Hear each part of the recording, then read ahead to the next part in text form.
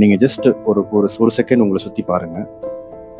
உங்களை சுத்தி இருக்கிற எல்லா பொருளுமே யாரோ ஒருத்தருடைய லெவல தான் அது வந்து கண்டுபிடிச்சி நம்ம இப்போ யூஸ் பண்ணியிருப்போம்.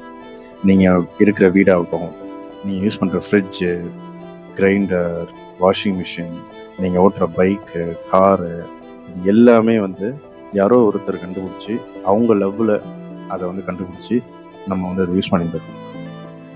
ஸோ லவ் இல்லை அப்படின்னா இந்த உலகத்துல ஒரு அணு கூட அசையாது.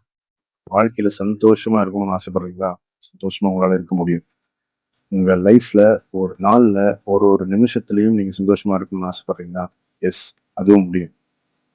அதுக்கான பவர் நம்ம கிட்ட தான் இருக்கு. அந்த பவர் நம்ம கிட்ட தான் இருக்குன்னு சொன்னா நம்மளால ஏன் வந்து சந்தோஷமா இருக்க முடியாது? நம்ம ஆசைப்பட்ட வாழ்க்கையை ஏன் நம்மளால வாழ முடியல? நம்ம ஆசைப்பட்ட விஷயங்களை நம்மளால ஏன் வாங்க முடியல? அந்த விஷயம் நம்ம கிட்ட தான் இருக்கு.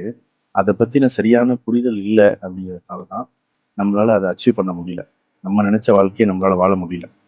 ஸோ அந்த புரிதலை நம்ம இப்போ புரிஞ்சுக்க ட்ரை பண்ணலாம்.